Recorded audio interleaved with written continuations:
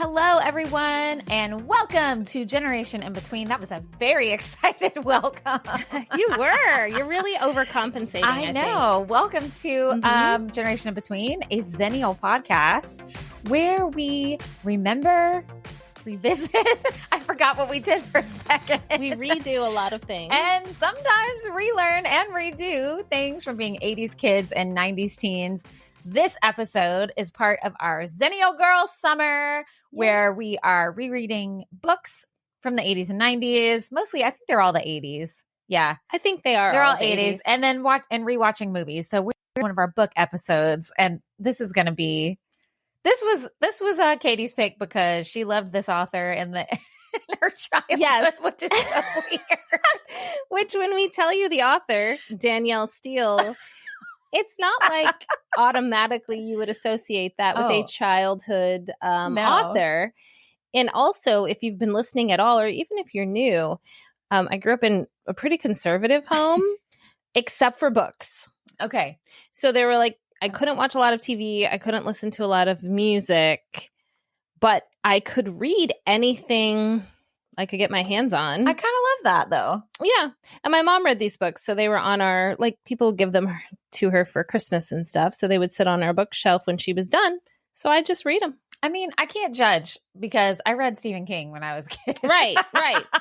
And so, I think part of the reason I didn't read Stephen King is because my parents didn't. Yeah. So I didn't like have access at home to it necessarily. Yeah. And it wasn't like what I picked out at the library. But if they would have, I probably would have. I love that. I'm kind of like that with my kids with books because they are advanced readers. You probably were too. Oh, yeah. So it's just, I mean, in today's day and age, everyone, there's lots worse things than reading about something in a book.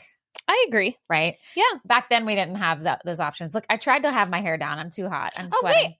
Yeah, when did you do that? I'm sweating. Her hair was down when we hit record, and now it's up. I'm hot. What happened? Guys, oh my gosh. Speaking of Xennial, we're in midlife, so hormones are wild. It is summer in Florida. Hot.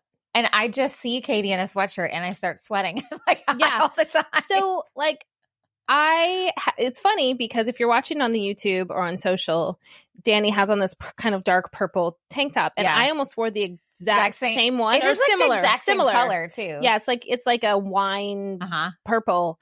And then I remember, like, when I sit down, I just didn't want like all my like rolls to bubble up. Oh, I feel that. So I threw on a giant sweatshirt. So here I am. But you like a sweatshirt because it's like a whoopee. It's like a whoopee. Like, I feel like I could. It's our podcast, but I feel like I can't wear a Snuggie or a blanket or hold a pillow. Maybe I'll just start. Then I can wear short sleeves and hold a pillow. Do what you need. Yeah, I think I might do it. Like, I tried to have my hair down. I'm so hot. Plus, couldn't do it. My hair right now, guys, at the hair saga of somebody who's trying to grow out their hair, it is at such an annoying stage because it's like right at my, like, what do you call this? Collarbone area. And like right above it. So it like won't lay straight. It like flips out. It's annoying. And it's like in my face. And I'm hot, and so it sticks to my face. Yeah. It's just a thing. Once it gets, it's not going to get that long. But once it gets longer, it'll feel better. Or once I get to the point where I can't stand this anymore and cut it all off again, because that's probably where I'm going. I need a haircut. That's partially why mine's braided, because I've been noticing that even if I do my hair right now, the ends are just so fried. Oh, yeah. But like, I don't know. I don't go back to school like my kids do, but I don't. But I'm always like, oh, summer hair, I'll get it cut for back to school. Maybe it's because I'm taking them. Well, and I'm like, I'll just go too. I don't know. That's hilarious. Well, also, you don't get a haircut often. No, I think was the last time when I had bangs. That's wild. I might have gone one other time. See, if you colored your hair, you would have to get it like me. If you are blessed with so many white hairs. One of our friends we had dinner with last weekend, and she was saying, guys, I think it's time for me to dye my hair for the first time in my life. I'm like, bitch, please. Like, first time? Come on. I mean, I've dyed my hair I know. lot, I know, but you don't have to maintenance dye it. Not to maintenance dye it for grays yet. If I even do it then, I guess we'll see. Because like, maybe I just you probably won't want to because it is a lot of maintenance. I know you hate that. I hate it. I hate it so much. I hate looking old more. Well, that's the thing. I guess I'll have to find the balance. Yeah, you have to see, because you got to find the balance. You're going to have to see if you're a person who can pull it off or not. True. Because some people can, and they don't look older. Do you know what I mean? They might look their age, but they don't look old. Correct. Do you know what I'm saying? Right, yeah. It doesn't age them. I can think of a few people who it just looks really nice. Yeah. Or you could be like me. It ages you at least 15 years. I'll show you pictures. It was not good. I wonder if it's because you're small build too. No, I'm serious. Like, when you think about aging, you think about like frailty and things like that, don't you? Wow, thanks, Katie. I'm just saying. Small people are not fragile. I know. No, all the small people are coming for me. Listen, I can beat some people up. Don't you? I know me. you can. Listen, I'm just do wondering. You not know your dog has not taught you? Be scared of things in small packages. Oh, my dog has taught me. I forgot for a second. See? Oh, yeah. I don't know what it is. It's just, I think it's just because my hair naturally is so dark and I am pale. And you're not pale, so that probably will help you. I just looked bad. And I don't think I look bad with short hair. Mm-hmm. Like, I think short hair, I can do short. Like, some people feel like they don't look, I feel comfortable with short hair. So it wasn't the shortness of my hair that bothered me. It was the color. Okay. I hated it. Well, it's fair. But anyway. You tried it. That was a whole long talk about hair to say why my hair did not make it. Whatever. Did not make it. And I'm in a sweatshirt. But look. And I'm so hot. Like, coming soon, a lap pillow. Okay. It'll be here. And I'll be wearing a fan. A neck fan and a lap pillow. Oh, if you're not watching on YouTube yet, you better get on that train because you don't want to miss these. Listen, okay. Did you look up the We Don't Care Club lady? Yes, she's hilarious. She is the best. She's so good. I need to add that. We don't care if we wearing a fan on our neck because we are hot. Yes. We don't care what you think. We don't care if you think we're weird for holding the pillow in our lap. It is comfy. It is comfy. And we love it. And we have to be comfy to be ourselves. See? I should put that on a t-shirt. Deep Thoughts by But I won't wear the t-shirt. How about a sweatshirt? I'll put it on a sweatshirt. I think too, part of you, that's your Midwest roots that you just can't let go of. Yeah, probably. Because you do wear sweatshirts year round in the Midwest. No, yeah. Yeah. Absolutely. And summertime nights are chilly. Yeah, they are. Okay. All right. Moving on to. Okay. No more delays. Yes. So this is a book edition of Xennial Girl Summer. Yes. And we are discussing the blockbuster worldwide hit Kaleidoscope by Danielle Steele. Do they call books blockbusters? I don't think so. No. I just think they say bestseller. Oh, I have heard that before. Okay. Blockbusters movies. There was a TV movie of this one. Oh, boy. We'll get to that. I can't wait to hear the research. So first I got to tell you, and if you're on YouTube, I'm going to show you. So when I ordered these books, I ordered from Thrift Books. Mm-hmm. They are not a sponsor, but if they would like to sponsor us, please do. And you can, I think I said this on the last one, you can pick like the quality of the book you want. Right. But I wanted like an OG one. And so there's like mold on the pages. Awesome. Like this. But this is like a grocery store paperback. Yeah. For those of y'all who were not alive during this time, my grandma would always buy, she probably read this, the grocery store paperbacks. They were all about this size, little bitty books. They'd be by the register on like a tourney thing. And anyway, there's mold on the back and a very beautiful glamour shot of Miss Danielle Steele with actually that's what my hair looks like these days. It's back the photo is backlit. And she's got you need backlighting. Hold on. That's the problem. Yeah, I bet I could make my hair do that. I bet you could. Okay. We'll do. Actually, you kind of look like Danielle Steele. I mean, she's pretty. I'll take it. You actually do. Wait, hold on. Is it the same? It's not the same. But we tried. Y'all need to go to YouTube and see that dumb clip. Anyway, I had to get this one and and then I spilled something on the pages. I was going to say, was that you or did it come like it came with the mold on the back and then I spilled something on the pages. So it's extra loved or hated because or used. Okay, so we'll let's get into just that. But let's get into background. it. I can't okay, wait. all right, Katie all right, researched sounds this good. one since it was I her researched choice. this one since it was my pick, and to be fair, I have not read this since I was a teenager, but I remembered it when we went thrifting. And they had that whole Danielle Steele section at that bookstore. At the beachside one. Yes. And I didn't buy this one. I think I bought Family Ties, which is another really, really popular one of hers. But for some reason, I was like, oh, yeah. I remember reading Kaleidoscope when I was like probably 12. And you maybe didn't remember 13. What it's about? Not really. And then once I started reading, I was like, okay, kind of. And then as I just kept going, and then I listened to some of it on audio, which, spoiler alert, not read by anyone famous. It was a very old, like, recording.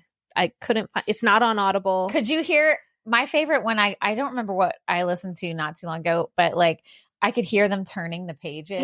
Yes. I love that. I love that. The older ones, it's fun. Yeah. It's fun.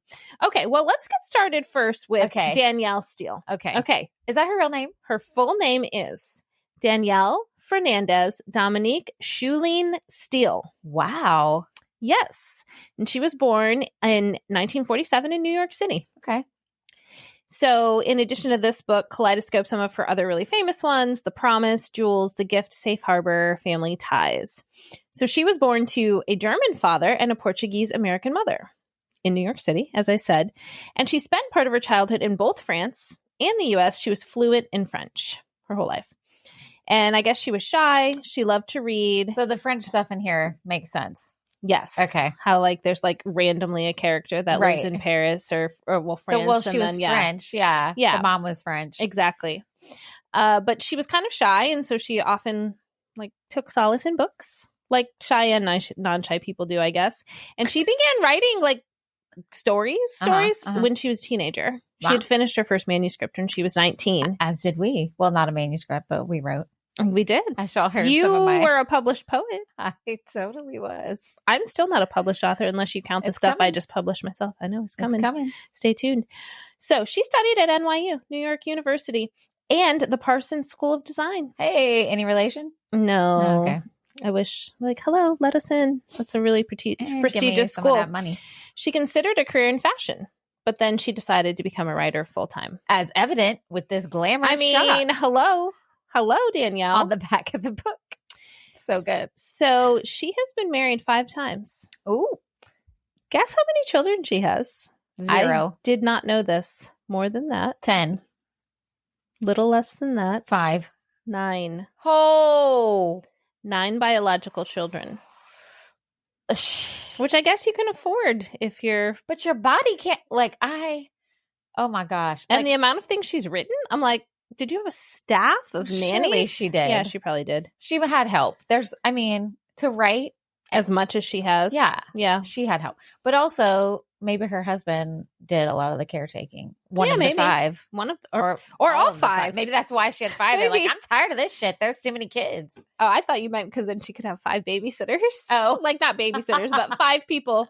Dads aren't babysitters. I take it back. Take it back. 5 people to care for the children instead of just 1. Well, she probably had help. But I'm just sitting here thinking, I think of people with that many kids. Mm-hmm. Having 2 children, 3 pregnancies, and 2 children that were brought into this earth. My body is wrecked. Mm-hmm. On the inside and some on the outside.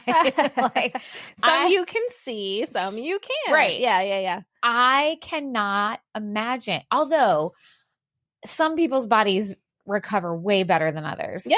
That's true. Mine doesn't. This body is not made to give birth. If I would have given birth in colonial times, I'd been dead. And yeah, you'd be, well. No, I would. I had to have C-sections. Babies do not come out. Oh, yeah. Kaden might survived, but I'd be dead. Right. So one way or the other. And there'd be no Cooper then in that case. Correct. Oh, that's sad. I know. I'm like, I would be dead. Actually, I probably would have been dead way before that because I had all this other stuff that happened. I love how I said it was sad that Cooper wouldn't be here after you said you would be dead. I know. Thanks. I'm like, oh, I didn't even pick up on that. I meant all of it.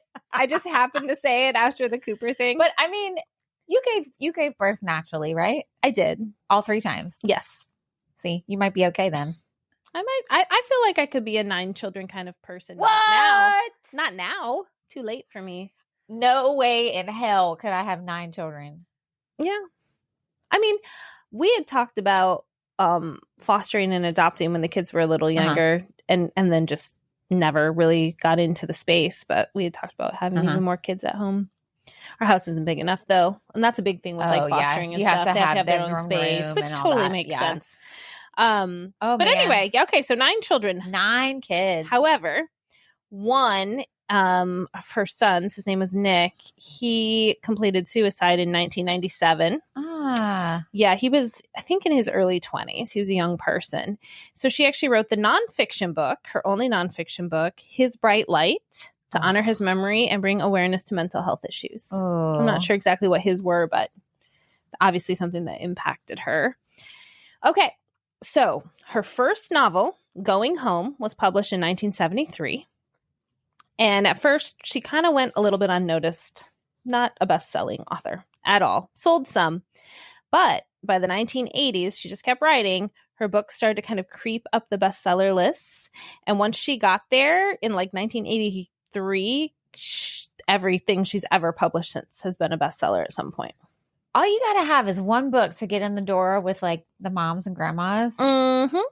And the grocery store paperback turnstile. I'm telling you. Because back in the day, that's who the grocery store turnstile. That's the word I was looking for. Yeah. Back in the day, that's who was there. It was the stay-at-home moms going to get groceries for their family, the grandmas, retired grandmas. Yeah. That's who they were catering to with those turnstiles. Absolutely. And why? That we're froze. Back. Oh, that was weird. I think it stopped recording for a second. But is it recording now? Yeah, it is. Okay. Weird. Okay, we'll keep an eye on it. Maybe the internet buffered or something. That was strange. I guess we'll see. Hopefully you can hear us, listeners, and everyone that's watching the live stream that we're not sure where it is. Sorry about that. Okay, so she has written 190 books. Whoa. Yeah, I would have guessed, I don't know why, but I would have guessed like 70. I don't know. 190. I never would have guessed that many. Like, I'm trying to even like do the math on that, like how many a year that would be. Well, remember how many that lady had at that bookstore? Yes. She had tons of them. Tons of them. Yeah. And she sold more than 800 million copies of her books. Holy 800 million. That's wild. And her books have spent over 1,000 weeks on the New York Times bestseller list and have been translated into 40 languages. Whoa. Yeah. And then on top of that, because of the timing of this and what you were just talking about the audience, many of her books were adapted into TV movies, especially in the 1990s. Makes sense. Including Kaleidoscope. TV. Were they on Lifetime? They were on Lifetime. I knew it. Most of them. Yep. And this particular movie, Kaleidoscope, had Jacqueline Smith. She was in a lot of them. Yeah. So she was, oh my gosh, why can't I think of her name? In that TV show, Dynasty? No. Yes, I think she was. And then she was what? One of the Charlie's Angels? Wasn't that her? Oh my God. I got to stop guessing what people were in after that sunglasses at night incident. I'm not even guessing. This isn't about Jacqueline Smith anyway. So we're just going to keep moving. It doesn't matter. In addition to all of that, Danielle Steele is a Guinness Book of World Records holder. What? For having a book on the New York Times list for the most consecutive weeks. So it's like the same difference. She's just been awarded a Guinness record. That's crazy. It's not for like longest burp or something. I don't know why that was the all thing. All the Guinness records are so weird. There's some weird ones. There really are. So she also has, she doesn't now, but she had owned an art gallery in San Francisco. And she actually, in addition to her writing and apparently 9 children and 5 husbands, had a career in art curation. Yeah. And her big thing was like showcasing up and coming contemporary artists, like trying to shine the spotlight on them. She seems it's interesting. And I don't want to like undermine her writing at all. But I was surprised that she had like such a diverse kind of background, spoke different languages, lived different places, did all this stuff with art. Because I feel like it's very plainly written or written to appeal to the masses. Oh, yeah. Which is fine. But I don't know. I would have thought she was just more of like an everyday kind of person, writing about everyday kind of things. Well, she's a Renaissance lady, right? She's a Renaissance lady. Yep. So she, despite being that famous and that beautiful picture of her, she rarely gives interviews. She's a very private person. She doesn't like to appear in media. She doesn't like to go to book signings. She says she prefers to let her books do the talking. Which is cool. Fair. I mean, look, you don't have to go on a book tour. You don't have to go on Good Morning America. It is a lot. If you're not a people-y person, right, that would be very draining. I agree. Like if that is not, especially because writing is solitary. Mm-hmm. It is. Like you are very and for some people, going and talking to people, reading their work, like you, it would probably be energizing. Mm-hmm. But if you don't like that, and be like, here, I just want to put my piece of thing into the world. And I think it depends what it is. Like the book I'm working on now, I'm excited to get to talk to people about and like see what they say about how they feel about the topics in it. I don't know. The work I do on Alzheimer's might be harder, but then again, I'd like to hear what other people say and their stories. So I guess it's what it's about. I feel like if I was writing about something nonfiction traumatic, that might be hard unless you had gotten to the point where, again, you're trying to help people and hear their stories and all of that. But she writes mostly fiction. Yeah. Interesting. So, she reportedly writes exclusively on a vintage Olympia typewriter. Oh, I love that. Isn't that cool? What is that? Who's reporting that? It's not a secret. It just like she says that. Oh, because she doesn't give interviews. So it's like, yeah, I got you. I love that. There's nothing like the clickety clack of a typewriter. I know. I love typewriters. I love them. My great aunt left me one from like the 1940s when she passed. I love that. Which I thought was and I just have it in like the case it came in. It weighs like literally like 30 pounds. I don't even know that I could get like like the ribbon or anything anymore. Probably but not. I like if I ever have like an office where I write, I like kind of want to display it or something. But for now, it's just like packaged up because I don't want anything to happen to it. I'm telling you, my favorite class I ever took in school was typing. I liked typing too. It's like, what is that word with the noises, the EMDR stuff? Yes. And plus you're moving your hands too, so you're fidgeting. Right. But it was so satisfying. And I'm a super fast typer. Mm-hmm. And I used to have a typewriter because we used to have to write papers on typewriters before we had computers. Yep. But I loved it. And I used to have to rewrite notes because that's just how my brain works. I have to like write it. And then anyway, and I would type them. I would write them in class and then come home and type them. I love that. Because I also can't look at unorganized writing. It stresses me out. Mm-hmm. I don't know. Brains are weird. That's interesting because I take handwritten notes at my rehearsals that I'm directing, and then I also type them up to share with the cast after because it helps them, but it also helps me like, wait, remember. What did I mean by that? Oh, yeah, and then I can extrapolate a little more. Yeah. It totally helps. See? Write your notes twice, write once and type again. They said sometimes she and like her family and her publishers say sometimes she'll work up to 20 hours a day when she's trying to finish a novel, which I sounds like somebody else I know. I do understand. Meanwhile, I'm yawning over here for no reason. My husband got up, I don't know, when we were getting kids off to summer camps this morning. He's like, what time did you get up? I was like, 4:30. Okay. And he was like, what? And I mean, I always get up early, but he's like, why? And I was like, I had work I had to do. What time did you go to bed? I did go to bed late last night. I went to bed at like 11. Okay, that's not... I don't normally go to bed that late. It was because I had rehearsal till 10. But even if you don't go to bed late, you get up at 4:30. Right. It's gonna nip you in the ass. It will. I try to adjust my sleep schedule when I am in rehearsals because otherwise I do go to bed earlier. What time do you normally go to bed? I'm usually asleep by 9. Almost every night. Oh my God. I'm beat. How do you go to sleep with all them people in your house? I know they're not asleep. I say don't talk to strangers they're online. So loud though. Like Good night. Not that they're loud. I just mean people are loud. Oh yeah, I don't care about that. You don't, because you're not a light sleeper. If I'm exhausted, and like my husband's going to stay up later, he'll turn on like white noise on the TV for me while everybody's still awake doing stuff. It's so hard for me to go to sleep when there's a lot of activity because I'm a light sleeper. Yeah. But I used to, like when I lived by myself or I had like a roommate and I would wake up at godforsaken hour to go work out at the gym before working a full-time job, I would go to bed super early. Yeah.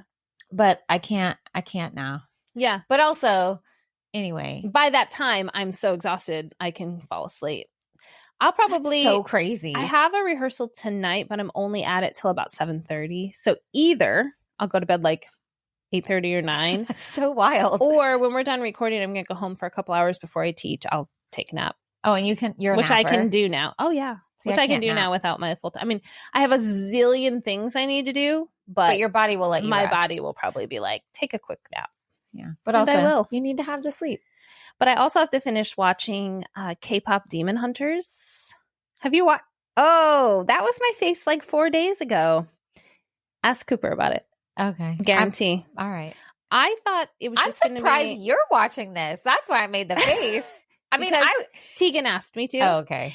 And I even said to like, because Amelia had watched it. She's like, oh, it's so good. And I'm like, is it satire? And she's like, no, it's like an actual, it's like an animated anime musical. You don't like kind cartoons. of. I've enjoyed it. Maybe I like anime. Yeah. Maybe it's anime. And remember how we talked about it's female forward. Yeah. It's not, because it is like for kids. So, I mean, a lot of cartoons are, but it's, I don't know, it's just fun and interesting and y'all heard it diverse. Here first. You heard it here first. Katie's watching a cartoon. I am, but I only watched half of it because I was tired. That's okay. So I fell asleep. Tegan paused it. She didn't want me to miss anything. And see, you can fall asleep in movies and stuff. See, I can't do that either. She's like, Mom, are you falling asleep? And I was like, yeah. Usually I try to be like, no, but I was like, yeah. She's like, I'm going to pause it. Are you like a liar when you're trying? Like, I'm awake. Yeah. Yeah. I do that when I'm reading in bed at night. I will fall asleep like while I'm reading and my book will start and Troy will tap me. And I'm like, I'm reading. And he's like, yeah, your eyes are closed. You're not fooling anyone over I've there. also dropped the book on my face. Like if I'm getting really comfortable and then you drop it on your face. Yeah. And I'm like, oh God. Okay. Yeah. I could totally see that. Yeah. We in fact, you know how I told you we watch NCIS sometimes before bed. That's so wild. We had to watch one in 3 parts because I kept falling asleep. We finished it last night and they're like 44 minutes or something. Long. We finished it last night and it like looped back to like something from the beginning. And I was like, who's that? And I was like, that's the person that was dead at the beginning. And I was like, in this episode? And he was like, yes. And I was like, wow.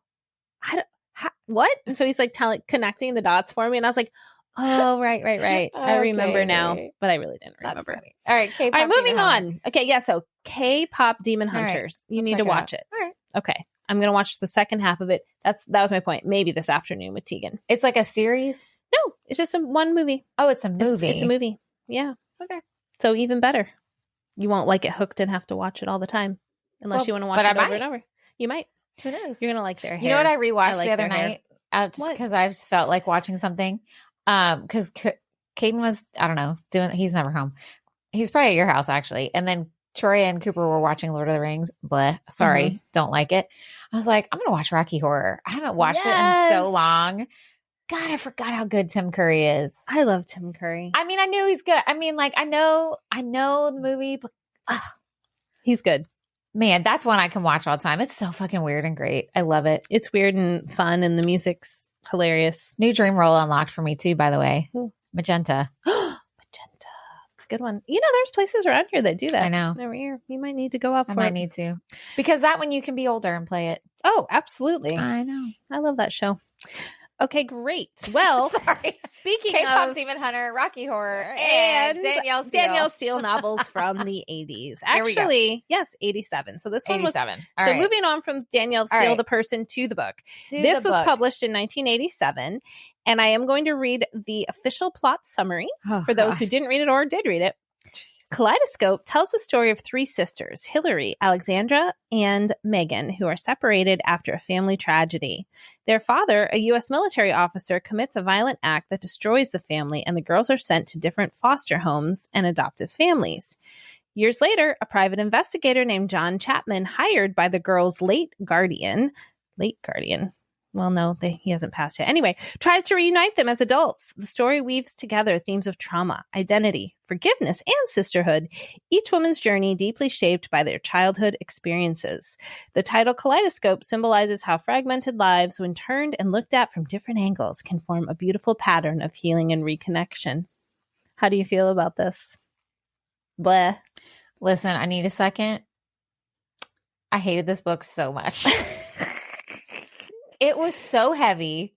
Yep. I was thinking, oh, Danielle Steele, this will be like brain beach read. rot, beach read, easy.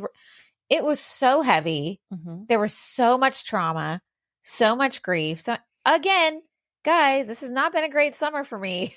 I texted Katie. I was like, okay, have you started reading it? I don't remember what I said. I was like, this book is a lot. I hadn't started rereading it. And then when I did, to be fair, I picked it out before everything got wild. It doesn't matter. It doesn't matter. I still wouldn't have liked it. You wouldn't have. Did you like it rereading it? No. I felt like, and then I read a few reviews when I was doing this research that I was like, that's it. I felt like it took a lot of time setting up some of the characters at the beginning. Yes. And really took a long time kind of telling that origin story of everything that happens. And then it kind of just sped up. And then it just ended. Correct. And I was like, what happened? It was this very big buildup of trauma, especially for what was the one main girl? Hillary. And guys, in this book, if you haven't read it, she was the oldest of the three. The mom, this happens pretty soon on. The mom dies. Then the dad dies. Tragically. I won't tell you how because that will ruin stuff. Yeah, if you are still going to read it. And then they get separated. The three kids, they don't have family. I was pissed off that their best friend, who was their lawyer, Arthur, did not. Like, he had this bitchy wife that was Marjorie. Like, I'm glad you remember all these names because I do not. Marjorie was not playing around. And he should have grown a pair and been like, these are three humans. Like, listen, I have two children who I love dearly. I love my friends' kids, other people's children. I don't really want to hang out with, but I would never, in my wildest dreams, abandon three children, especially have them be apart from each other. Yeah. Because they don't take you together. No. So I would never, I would never. And like, if my husband was like, let's say, okay, my best friend Amber has three kids. This is a perfect example. You have too many children, so I can't use you as an example. Can't use me as an example. If something happened to them, her and her husband, and I was like, Troy, like, what are we going to, these girls are alone. Like, what are we going to do? Like, we can't just, and he said, I don't think so. I'd be like, bitch, we don't want this. I wouldn't say it like that. In your head, actually, I might. Yeah. And honestly, he should have taken them, and they had the money, and his and wife, they didn't have their own kids. No. And they had plenty of money and time and resources to help these girls and provide for them.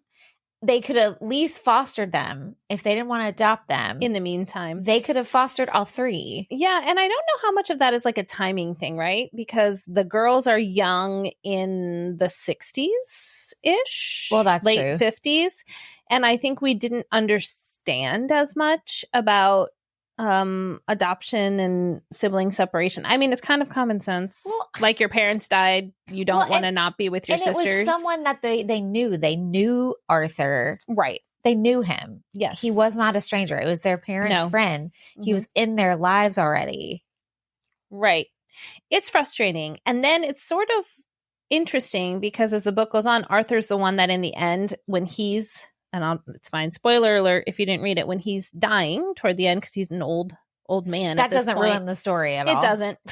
Doesn't matter. Who cares? But he is the one then that like hires this private investigator because he feels now like regrets, as he should, that they were separated. And again, back in the time it's written, they're not doing 23andMe DNA kits to find each other. They're not on internet forums looking for each other. Like, Hillary, the older one, goes looking for the sisters the best way she can try. She goes back to like where they might live. And she even went and like talked to Arthur. And he's like, at the time she talks to him, this is before he's sick on his deathbed. He's like, I don't know where they are. Like, they were adopted out. All right, so, well, let's just agree now. We're just going to give spoilers. We're just going to have to. How could we not? Yeah. So let's rewind a second and talk about the parents dying. Okay. So the husband and wife are like in love, and then they're like not, which happens in relationships. But then they get into a fight and he just kills her.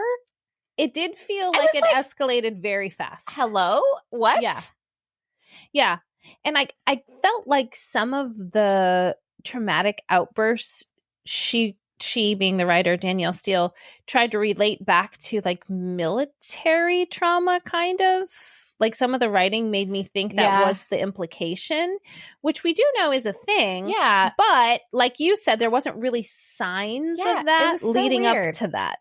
It's like out of nowhere. I'm like, what, he just killed her? Yeah. That was crazy. And then obviously felt so bad about it. Then he ends up taking his own life. Right. Again. Heavy, terrible. So much in this book. And then the thing what I don't like about books like this is I feel like it's kind of like trauma porn where it's just so detailed in the things that happen abuse wise. There was a book I had to stop reading. Wow. When I was young, like it was years ago. It was a book that was, I think I talked about this before. It was an author I really liked.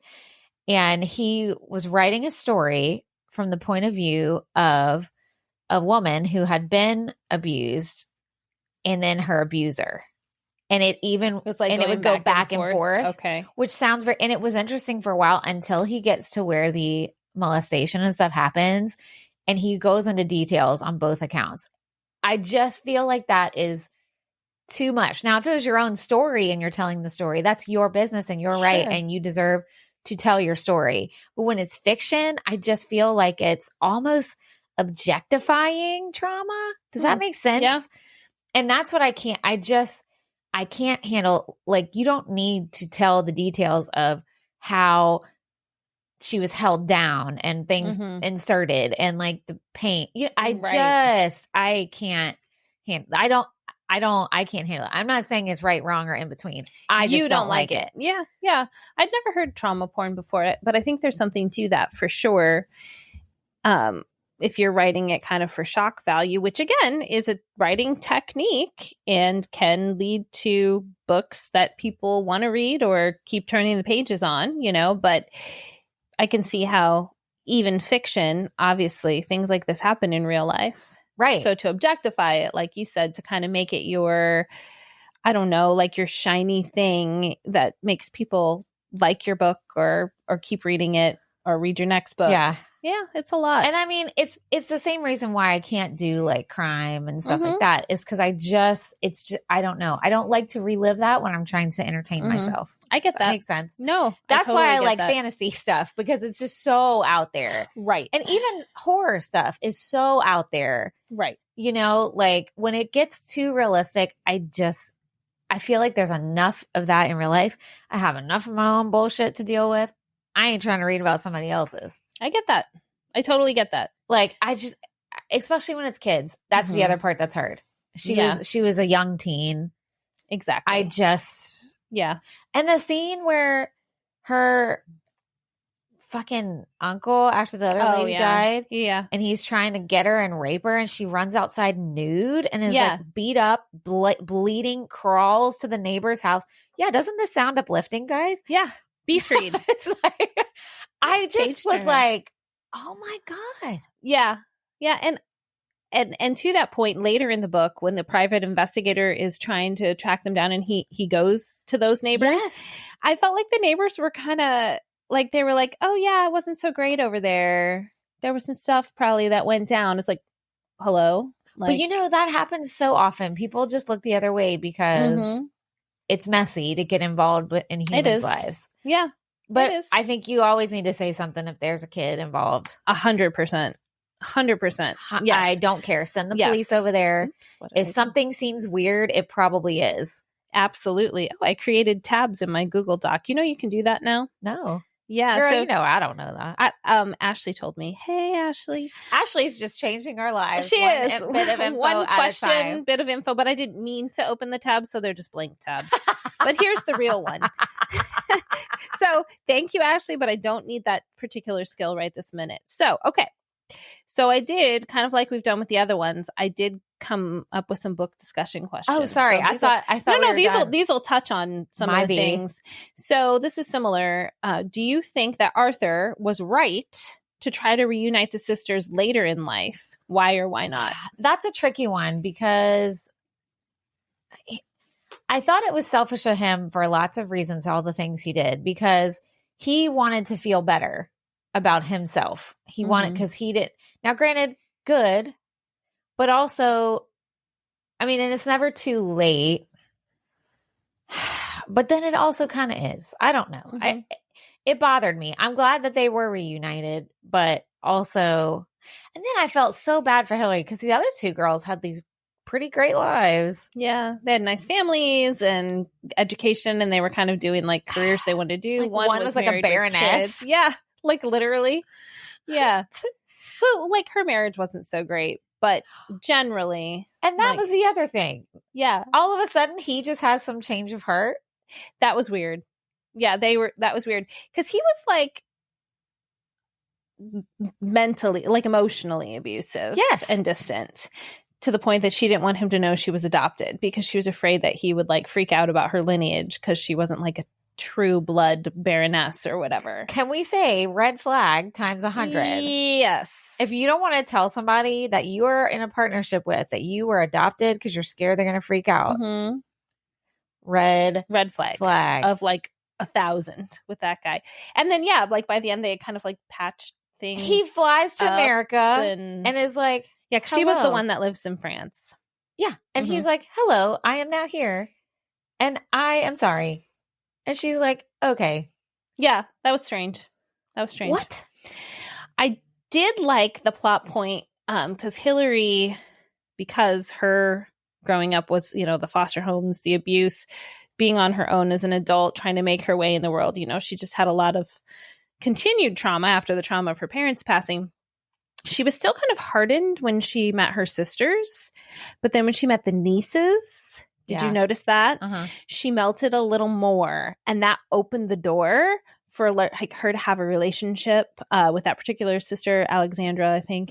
And it was like, the way I read it at least was kind of like that was the thing that sort of jumped that boundary for her. And I don't know if Danielle Steele was trying to relate that to that there's these two little girls and like Hillary always felt responsible for her two little sisters. And if there was some kind of like reconciliation in her own self, being able to be around these other children and I don't know, be part of their lives. I thought that was pretty well written. And also like kind of you said with kids, they change how you feel about things for sure. Oh, yeah. For sure. I would have liked to seen in this book less of all the details of them, mostly Hillary trauma book. I would have liked there to spend more time on the end part of the book. Like once the sisters are together that was and rushed. how they get come together and their relationship building and getting to know each other as siblings. Because the youngest was a baby. Right. To no recollection of her life before that. Which I guess that's another reason. I don't know. Anything when kids are mistreated, I just have a very difficult time with. Yes, absolutely. And then that poor girl, the poor big sister trying to be a parent. It's just, it's a lot. It just very heavy. Me. It's very heavy. And yes, I agree. What did you think about there was time spent on the adoptive moms of the other two girls, the one in France who was pretty close with Alexandra, and then the one out in San Francisco. That's funny. Because now that I'm saying all these cities, I'm like, wait, we just talked about that with Danielle Steele, how she doesn't argue, like she kind of hits the same places, the places right she knows. Yeah. Both of the adoptive moms were like very, at first, resistant to the private investigator. I think in both cases, they didn't know they were adopted. I think that's right. Yeah. Hillary knew that her sisters had been adopted out. So I don't know. What did you think about that? Because I was trying to put myself in their shoes, that if my kid had, well, first of all, and look, neither of us have adopted children. Neither of us are foster parents. So this is definitely not judging, but like your personality, if you adopted a child, would you want them to know their true story from the jump? Would you tell them as a young adult? Would you always keep it from them? I think I would want them to know the truth from the beginning. Just because how I am. But I know people who have done closed adoptions and they keep it that way until their kid turns 18. Okay. And then they're like, now they let them know that they are adopted. Just not the details. Right. Okay. I think that's what I would do too. It depends what the severity of the situation was. Well, probably. And I do think age appropriate info, right? I mean, but I do think it's important for kids to know full truths, even hard ones. Right. Because everything that happens to you does affect who you become, whether you fight hard like Hillary did to change things, or whatever, but it does affect you. Yeah. Whether you know it or not. Your body knows, your brain knows, like. Yes. And I think too, there used to maybe be, and I don't know this, I wasn't alive at that time, a bigger stigma about adoption. Oh yeah. Particularly of babies, that like, if you didn't have to admit to the outside world that it wasn't your biological kid, you just didn't. Not that the outside world should have any say in any of it. But then if you're presenting as that's your biological child, which is your choice, then you kind of have to present that to the child too for that to hold up. Yeah.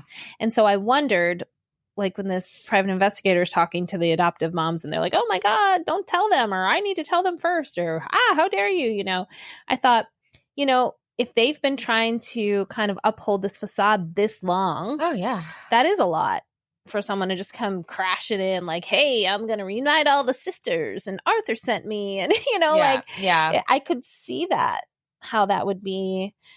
But, you know, the way it was written then, the adopted moms were still just as close to the girls. And it was like a larger family situation. We know that mothering or any relationship really doesn't have anything to do with blood. Right. So. Right. Yes. Agree. Okay. So here's another one. I don't know how I feel about this question. We can skip it if you think it's weird. Okay. Is forgiveness necessary for healing in the book? Then I was like, what does that mean? Do they mean Hillary? I think her forgiving Arthur.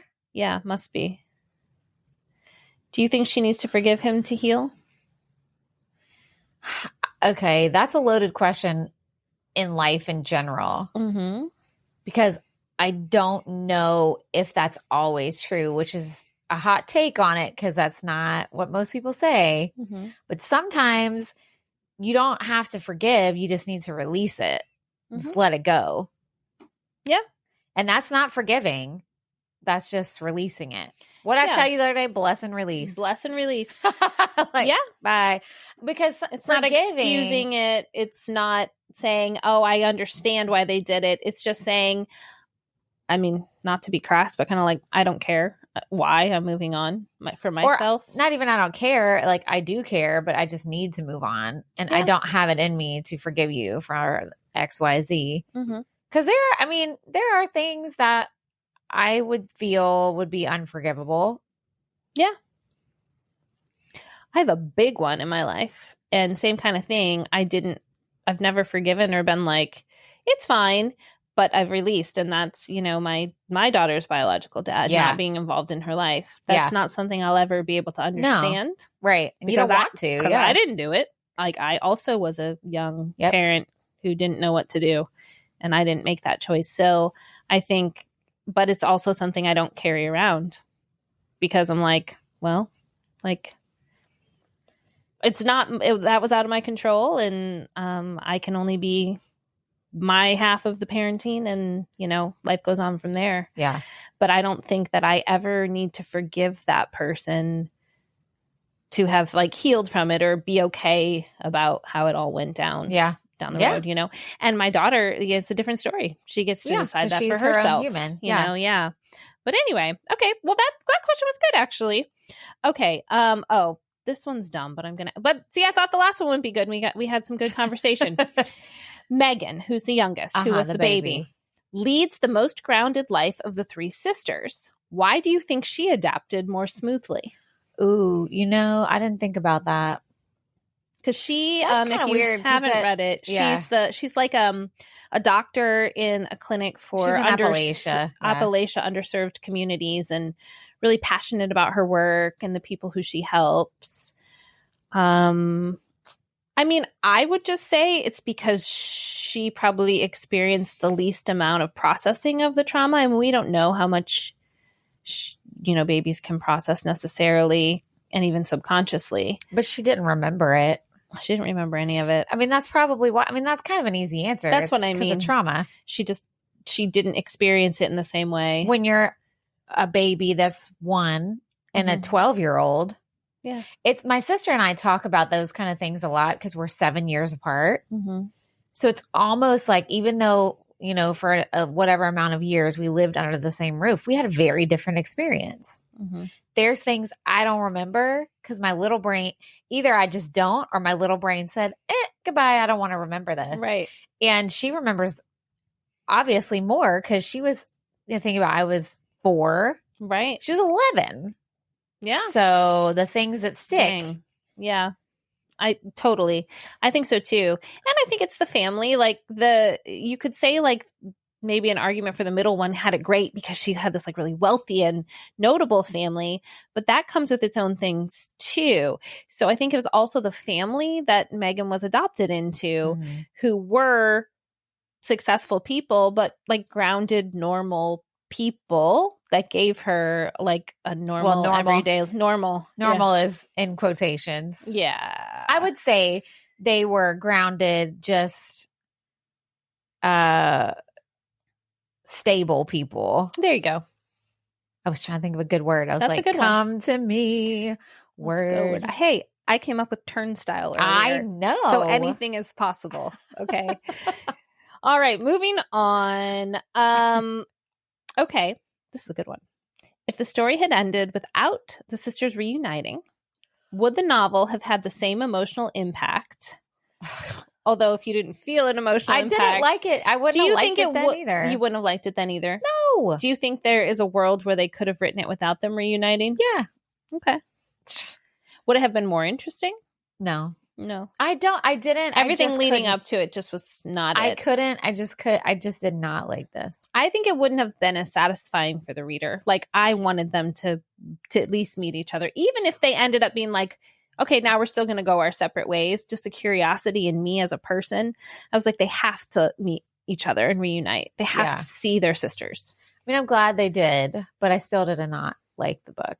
Yeah. Did you watch the TV movie, by the way? I didn't watch it. I had wanted to. I found it on YouTube. Oh, you did? So I watched like pieces of it. Okay. So because I kind of wanted to see what was left out. You saw it a long time ago? The TV movie? Yeah. Okay. But this time, not much. I looked up a little, and Jacqueline Smith kind of looks like Danielle Steele, to be honest. Well, a lot of ladies look like this. Yeah. In the movie. So I'm sure they honestly, made for TV movie, they had to leave a lot of things out, I'm sure. Okay. I obviously did not watch it. I'd be interested to know how much they left out, because there's a lot going on in this book. There's a lot.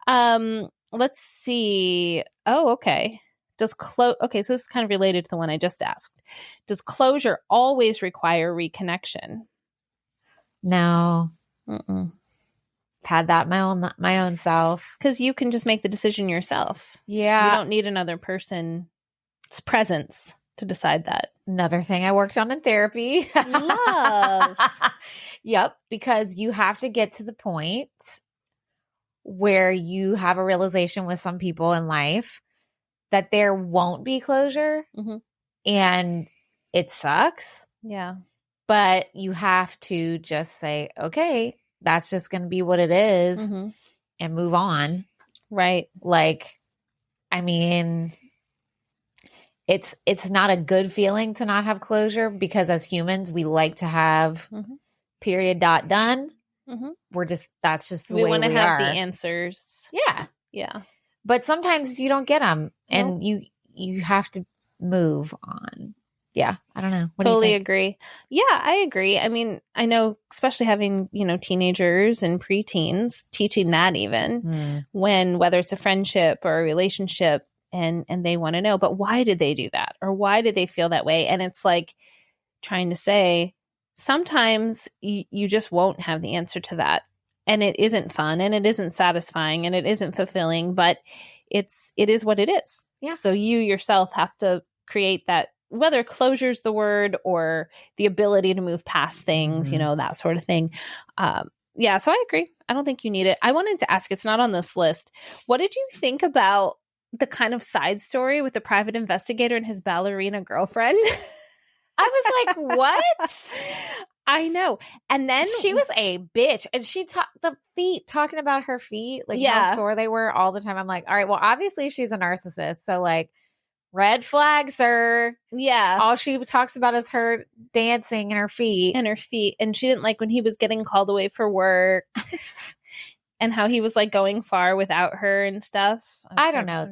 I guess it was just a statement on, I don't know. I thought that was a weird But then were they trying to set him up that he was kind of like, I thought at the end of the book, him and Hillary are dating. Yeah. But then for a while, when I was rereading it and re-listening to it, I thought they were trying to set him up with Alexandra. So did I. Maybe weird. That was on purpose, but I don't know. Yeah, I don't know. I mean, I guess you have to have him because he's the vehicle to find the answers. Well, and then the weird random guy with Hillary. Oh, yeah. I was like, what was that there for?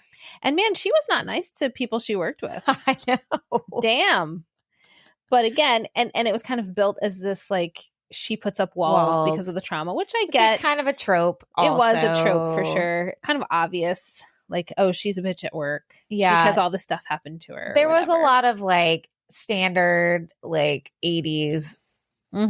Like high-powered businesswoman who's also terrible to her coworkers. Correct.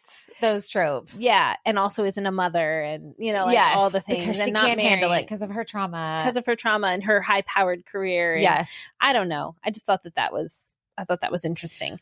What else? Well, another reason I think I didn't like this, it was Lifetime movie. It really was. And obviously it was a movie on Lifetime. So there you go. But I don't enjoy that. Yeah. And I don't know. I'm glad you didn't like it either. Because if I go in there and Katie's like, oh my God, I loved it so much again. No. I'd be like, what? I mean, I'm glad I read it. It did make me think. I mean, I don't know. I'm on a personal level just very intrigued by like adoption and just the mentality of family split up and stuff. Not because I like any of that. I just think it's really fascinating to look at the different angles. So I think on concept, I liked this idea, not all the trauma that got them there, but this idea of 3 people who had the exact same parents, live 3 very different lives separate from each other. And then how does that look once they've lived a decent amount of their life? I like that idea. I think it could be written differently. Maybe I'll write a story one of these days. Don't put all that in there and I won't read it. Okay, I won't. I'll just have like... I think inconveniences, not trauma. How about that? I'm not saying you should ever like shy away from trauma in stories, because I think it does sometimes help people who have been through similar trauma, even if they read it in a fictional book. True. I think it does. But I think going into the gory details of the trauma, that's where I think the trauma porn aspect comes in. Because it's, I think about it in real life, like as an example, is when you have video of like police brutality or something. You don't need to show the person going through that. Yes. Right. I think that is objectification of trauma as well. Unless they want it out there. Which is their story. Which is their business. And they're right. They feel like it should be. But they get to make that right. Nobody else. I don't like it when I see people filming car accidents or like, you don't, that's not your right to do that. I don't know. I get that. Anyway. I mean, for as much as I am interested by things like true crime and all of that, I don't like shows like Cops what was the one that was recently out? It's like Police Live or Live Police or something. I can't remember what it's called. Everyone's screaming at me. I don't even know what you're talking about. And it's just a show where they follow police along on their beat that night, and they film it all. So like someone gets busted for drugs, someone gets pulled over. Do they have to sign a release? I would assume think so. But even then, I'm like, this person, like, it's entertaining to see this person, you know, clearly on meth, like being harassed by the police. Yeah, that I don't like it. I don't like it either. It makes me, and I don't like the prison ones where they're like inside real prisons. Like, unless that the people want to tell their stories. Unless they want to tell their stories, and then there's room for that, I suppose. But yeah, it's very bothersome. Anyway, but, okay, so we've made it through their story. That's what I meant. Yeah, I knew what you meant. Anyway, we did make it through, and this was such a different episode than our last one. We were talking about wiener sandwiches. Correct. I was sitting here while we're talking, and I'm like, I don't know what kind of clips we're gonna have from this episode. It might just have to all be from the beginning. I we were being silly, and then be like, and probably like the book with your face by Danielle Steele. That's probably it. I don't know, guys. I'm wondering if anybody read this with us, because I know a few people who are reading the books, and I was like, "Oh, are you gonna read Danielle Steele?" They're like, "No," but they read Flowers on the Attic. They read Judy Blume. By the way, last night I was like, I am just going to start reading Forever Now. Okay. Even though we have a few weeks, I'm halfway done. It's such an easy read. Easy. Is it fun too? Do you yes, love it? And I did read this as a kid. I remember it now. See, I don't think I have, but I'm interested when I start to read it. If it floods back to me. As soon as they lay down on the rug to make out, I was like, oh, I remember. Okay. Oh, yeah. I'm ready. Or maybe I'm not. It's a lot. I can't wait. It'll be a much more lively discussion than this. And we'll have an in-between episode, and then we will have American Pie, not Fast Times. That's later. And then American Pie, and then it's Forever, and then it's Fast Times, and Fast that's the whole Times summer. Our summer. Dang, summer's flying by. But then it's getting super close to spooky season. Should we tell everyone about our news? That we're going to be in an independent film, everyone. We are. My friend OP, who is now Katie's friend as well. Yes. Is working on a really fun project. It is dark comedy, horror-esque. Yep. Mockumentary. We're not going to tell you anything else But yeah, we're going to start working on that this fall. Hopefully wrap by January, I think he said. I don't know. We'll see. It might take longer, but that's generally the time frame. So we'll keep you guys updated as we know more. Definitely.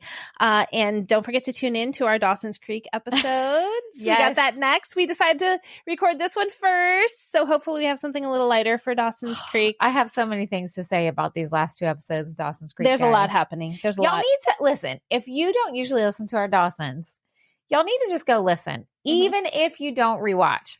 I think most of the people that listen do not rewatch with us. Or have never watched. Have never watched. Or they tried one and they're like, yeah, no. Because we go on so many dang rabbit trails. It is not even funny.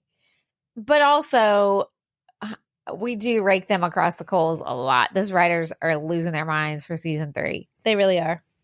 Ugh. Anyway. Yeah. Join us on that. Awesome. Thanks for tuning in for Xennial Girl Summer, and be sure to leave us a review wherever you're listening. Yeah. Share us in your stories, like on Instagram. Be like, check out this episode on, and if Kaleidoscope's not the one, share Goonies. Share Dawson's Creek. Is great. Our questions one. Yes. People are loving that one. And if we didn't get to your question, we're going to have a follow-up to that, I'm sure. We will. Don't worry. It's coming. All right. Well, thanks, everybody. We'll see you on our next episode. Bye.